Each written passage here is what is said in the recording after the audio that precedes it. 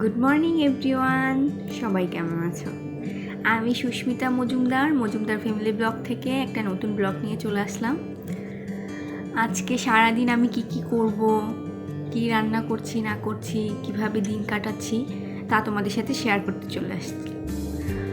সবচেয়ে বড় একটা খুশির সংবাদ হচ্ছে আজকে দীর্ঘ 1 মাস পরে আমার বাবা মা আসছে, মানে হচ্ছে আমার শ্বশুর শাশুড়ি, ওনারা আসছে।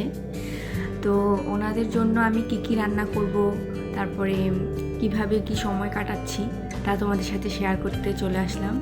বাবা মা 1 মাসের জন্য কলকাতায় ছিল। বাবা একটু অসুস্থ ছিল, যার জন্য ডক্টরের কাছে গিয়েছিল। দেন হচ্ছে আমার দিদিভাই আছে ওইখানে, আমার পিসিমণিরা আছে, জেঠুরা আছে। তো সব মিলিয়ে বাবার 1 মাস ছিল ওইখানে।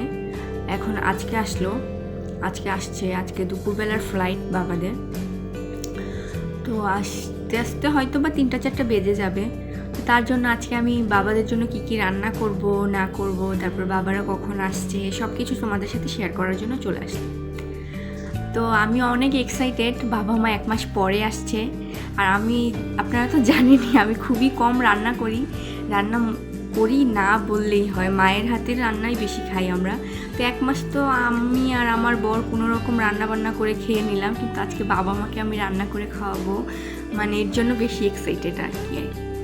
তো তার জন্য মানে সকাল থেকেই মানে তোড়জোড় করছি বাবা মাকে কী করে খাওয়াবো না করে খাবো। মাকে জিজ্ঞেস করলাম যে কি খাবে, আমি কি রান্না করব। মা বললো করো একটা, মানে তারপরেও মানে অনেক এক্সাইটেড যে বাবা মাকে আজকে আমি রান্না করে খাওয়াবো তার জন্য। তো ঠিক আছে, চলুন আমার কিচেনে। তারপর গোপালকে আমি পুজো দিয়ে ফেললাম। পুজো দিয়ে আমি ব্রেকফাস্ট করতে চলে গেলাম। ও ব্রেকফাস্ট করে চলে গেল স্কুলে, আর এদিকে আমি ব্রেকফাস্ট করে নিলাম। এখানে ব্রেকফাস্টে ছিল একটু চিকেন, কালকে রান্না করা একটু সেমাই ছিল, তারপরে পরোটা ছিল। তারপর আমি এদিকে মাছগুলো ভিজিয়ে নিলাম, সমস্ত সবজি, পেঁয়াজ, তারপরে একটা দেশি মুরগি এনেছিল, ওই দেশি মুরগিটা কাটবো।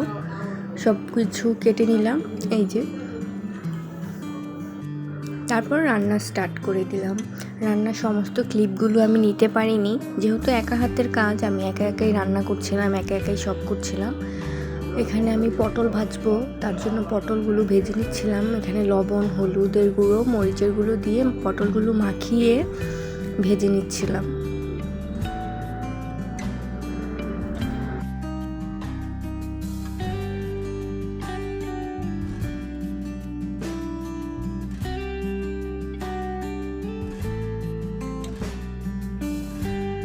পটল ভাজলাম, তারপরে হচ্ছে মাছগুলো ভেজে তারপর মাছও রান্না করলাম। তারপর চিকেনটাও রান্না করেছিলাম, দেশি মুরগির ঝোল করেছিলাম, কিন্তু ওইভাবে ভিডিও করা হলো না।